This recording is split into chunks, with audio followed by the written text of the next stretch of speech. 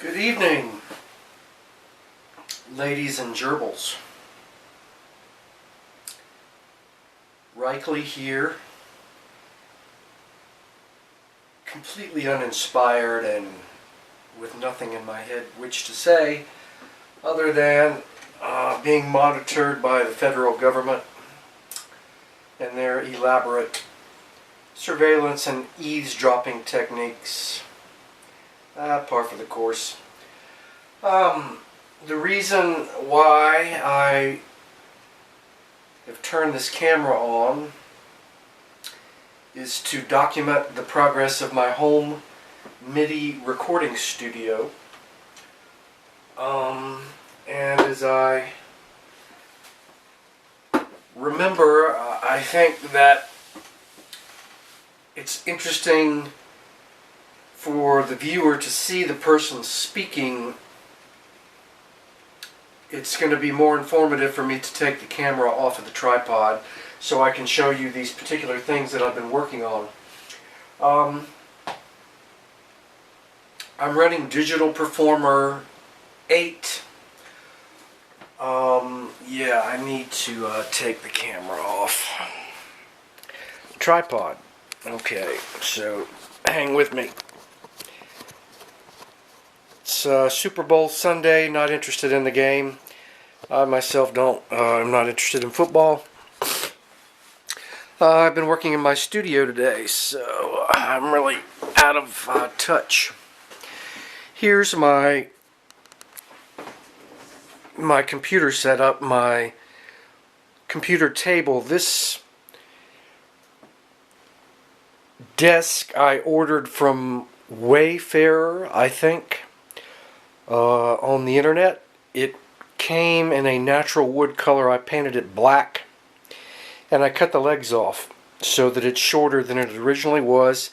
It has a pull-out shelf on the bottom that originally I put the computer keyboard here and the mouse, and I was sitting in a much lower chair and I realized that that was not conducive for playing. Turning around, this is a MIDI environment, so you have keyboards incorporated here, and you can see the height now of the computer keyboard is the same as my digital piano controller. So to roll over here with the chair, it was imperative that they be a similar height and the same when I cruise over here, and here's my Rhodes. So when I was sitting low and using the lower tray for the computer, I was seated too low to be able to play the keyboard. So I had to get a higher chair and put the keyboard up on the top of the desk. I made the shelf on the top, painted it black, and here is a Hewlett-Packard monitor, which gives me a nice big monitoring situation as opposed to the top of a laptop. And I'm using a what is this? This is a MacBook Pro, which is made out of a solid piece of billeted aluminum. And I use that in clamshell mode, which is the top is down, which disables the display that would normally happen if you open that up, and allows the Hewlett-Packard monitor to use its full dimensions. There are different, obviously, monitor settings in your computer. Resolution, I don't know what, 920 by 1200 and blah blah blah. You go into your system preferences. But anyway, very pleased with this Hewlett-Packard monitor that my nephew Eddie Burkett recommended for me. I bought. I think it cost about $300, but wow, you know, very pleased that this has come together and is nice and neat. Here is a newer technology 7200 RPM external hard drive via FireWire. Here's my FireWire cable. It's 2 terabytes, I think. I just got this fairly recently, but this is what I'm recording my digital audio to. It's fairly amazing that all of this is possible through USB. So these flimsy cables, I have a USB bus down there. It's a splitter, so that there are only two USB ports coming out of the side of the computer here. I use one of those for my thumb drive, so I have one USB that goes out and feeds my hub, and the mouse and the keyboard use two USB slots.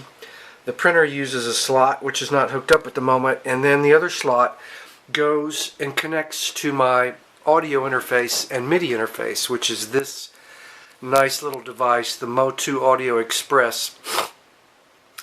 I purchased this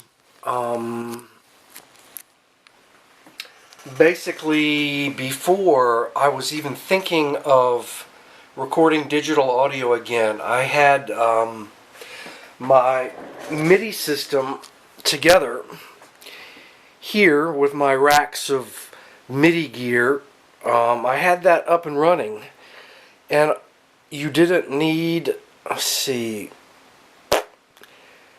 I can't remember what I was using. I had MIDI operating first, so I could use Digital Performer, but I wasn't recording any audio. And I have a simple Uno MIDI interface, which is one in and one out.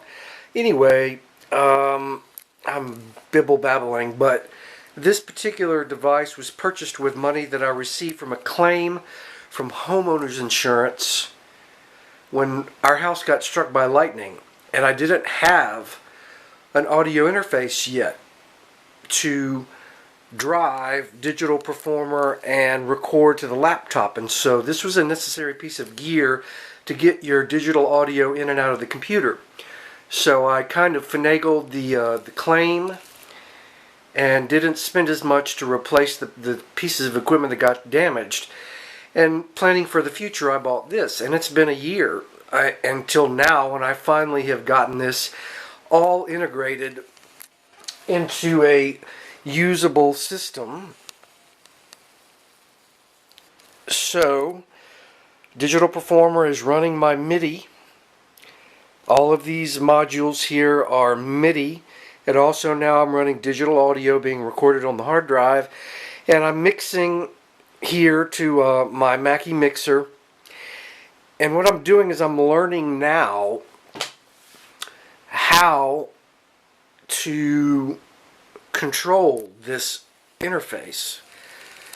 It has 4 discrete mixes.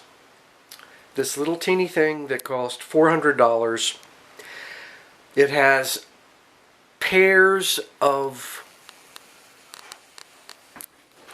outputs on the back that I'm going to show you. I'm going to walk real quickly over here, if you can just bear with me while I walk over to the back of the rack. This is the good thing, the way that I got my room set up here. I'm not going to explain those, but anyway, I have enough room now to be able to walk around to the back of the racks.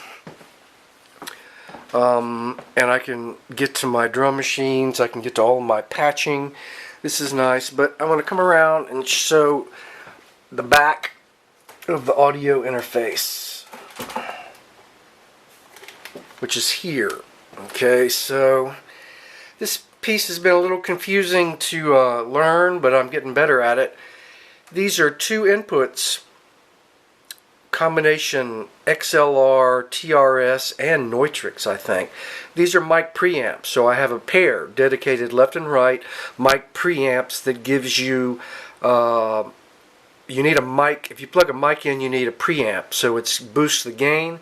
I've got a Shure SM98A miniature condenser mic plugged into one of those, and here is its preamp right there. It has a this is a clip-on mic that I use to record the trumpet, and it's great. It's a condenser. You have to give it 48 volts of phantom power, but it can take high levels of volume, and so perfectly for the trumpet you clip it on the bell. And that mic I have, I'll show you in the front. So my mic goes into one preamp. The other left preamp, this is a stereo pair, is what I'm going to use. I use to record the Rhodes and also my Fender bass. So those are low output instruments. The Rhodes in particular is a fairly low output, so it's very nice to be able to use the preamp, the MOTU preamp built in, so that when I record into the computer it gives me lots of gain. I just figured this out tonight. So mic is in one input, and the this cord will be for whatever I decide to record into the computer in a mono track. I'm using the main outputs. It has a set of main analog outputs. They're 1/4 inch. Go to 2 inputs in my Mackie mixer, and then I have an auxiliary set of analog outputs, and I'm using one for the output of the Rhodes from the computer and one for the output of the bass from the computer. This is the other cool thing. So I record into the computer on this preamp channel. It goes into and goes to the hard drive, and Digital Performer will play those tracks back, and then they need to be routed somewhere back into the mix. So I use a discrete individual output, not the main outs, which iTunes will play off of in stereo, or whatever, YouTube, whatever comes off your computer comes out of the main outputs of this audio interface. You can pick, so I'm using main, left and right. Comes into 2 channels down there, but the auxiliary analog outputs are split. They're separate, Rhodes and bass, and you have to get into. I also I'm using this as my MIDI input and output of the computer, obviously with only one output of MIDI coming out of the Audio Express.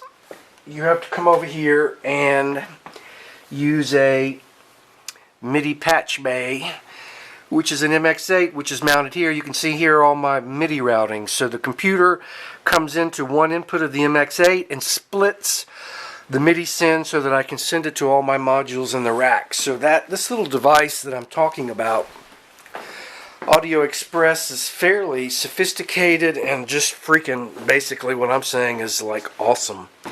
This is an awesome device, and I'm really glad that I bought it and that I'm getting to use it. So here is the front of the MX8, and it shows you my MIDI routing. So one output coming out of this feeds one input of this MIDI controlled patch bay, and I route 6 is the computer, what's coming out of the computer, and it sends it to all my different modules, which are 1, 2, 3, 4, 5, 6, 7, and I even have some of these units daisy chained in the back going MIDI through, because I have more than 8 units, and there are only 8 outputs on that MX8. But anyway, that's MIDI. Speaking of audio, so monitoring the Rhodes and the bass.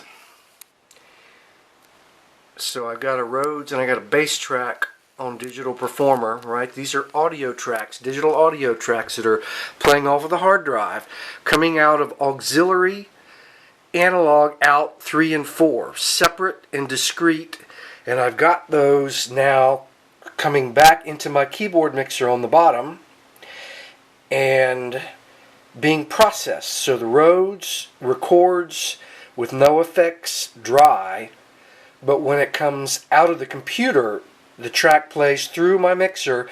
I add stereo chorus and I add digital reverb. And also my bass is coming through this mixer here, and you can go down there, and I've got those set mixed so that basically anything I record into the computer on the Rhodes plays out already processed in your mix, which is what I was trying to do. What I haven't really gotten at is I ended up having to use a new program here, which is this. It's called CueMix, and CueMix is the software interface that controls this Audio Express. So instead of up here trying to control these 4 discrete stereo mixes, pushing these knobs, which was nearly impossible, you come over here and you do it here instead. And this is what I figured out. This acts as a real-time live digital mixer in parallel with being inputs into audio recording for Digital Performer. That's the bit of the confusing. And so I have it here.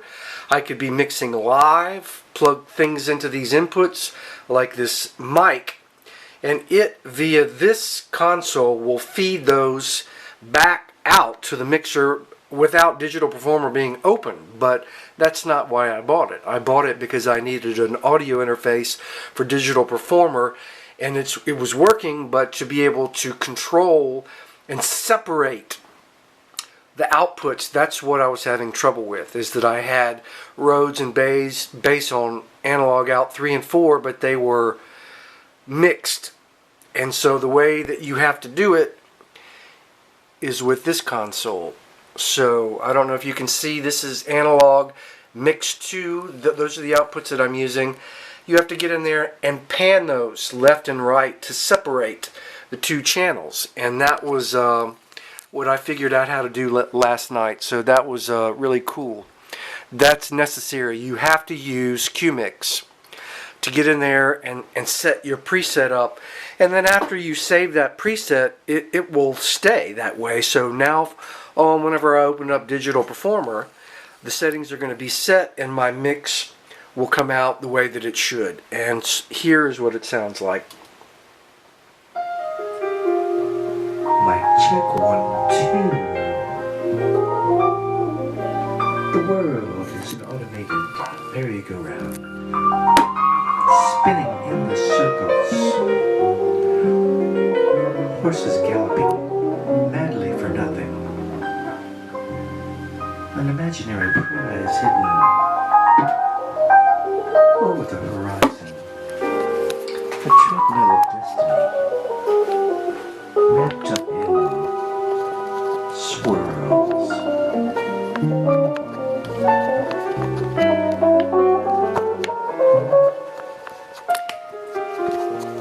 Mic check 1, 2.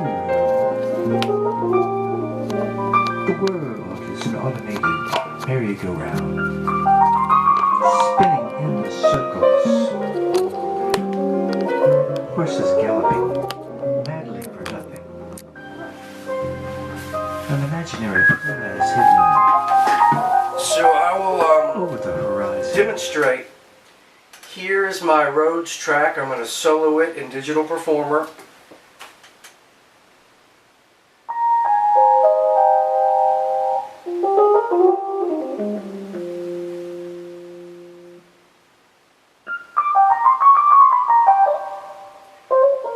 This is in stereo.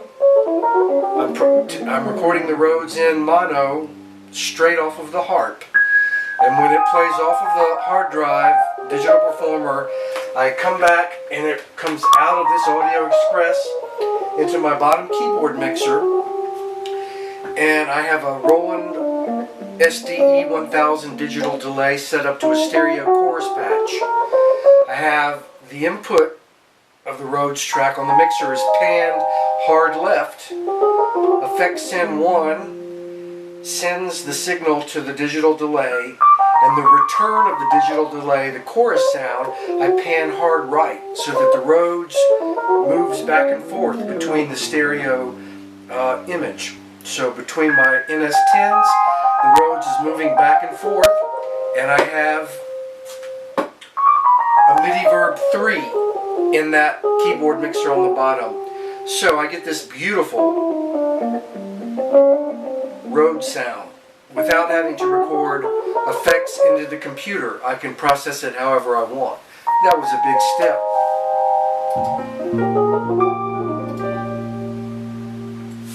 This is the bass track.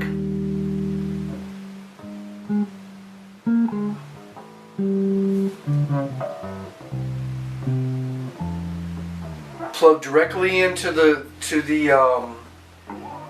one of the inputs on the Audio Express, record directly into Digital Performer, and then I have the output of the bass as the other discrete output, analog 3 and 4, also coming down to my keyboard mixer. So that's a template for my future project. Whatever I decide I'm going to record, I'm going to use the Rhodes, process like this. I'm going to use my electric bass. This is my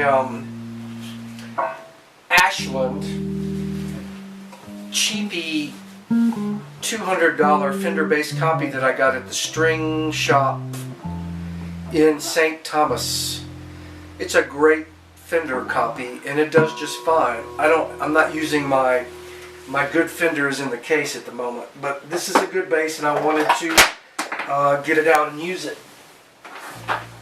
That's the bass track. Here's my MIDI tracks.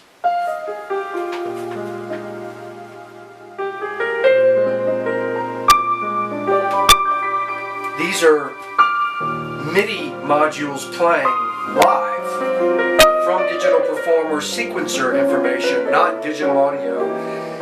All of these, your sound quality is better because each time that it plays, it's playing the instruments live. It's not recorded to tape. So actually what's playing here is this TX-802 is giving me that pretty pad sound. And the piano is a Casio Privia 350 that's sitting right over here. So that is what I'm using as the source of my piano sound. So the Privia's playing live, and the TX-802, and they're all mixed, and everything comes together to form this really nice MIDI digital audio recording studio. So here's all of the tracks together. Mic check 1, 2. Including The world is an automated my voice merry-go-round, recording into the Shure SM98A, spinning endless circles, going into the Audio Express, going into Digital Performer, horses galloping, which is being madly for monitored nothing. by the main outputs of the Audio An imaginary Express, prize stereo hidden left and right here. So I'm over able the to get horizon. discrete outputs. I can do 4 discrete outputs with this little teeny interface, 4 tracks of digital audio that I can access independently. Whenever I had this system originally set up running on my Power Mac, which I also used a newer technology G3 accelerator card. Same people that make this really nice hard drive, reputable company. I had only 2 1/4-inch outputs on the back. It was a Nubus card. So I had stereo left and right out for digital audio. So whatever you mix had to be mixed in Digital Performer. And all I ever used was trumpet tracks, so it was really no big thing. This is a step up. So now I can process the Rhodes, I can do the bass independently, and I can have the mic. It's really, I'm very happy with this system and how it's evolved. I hope this was helpful to you.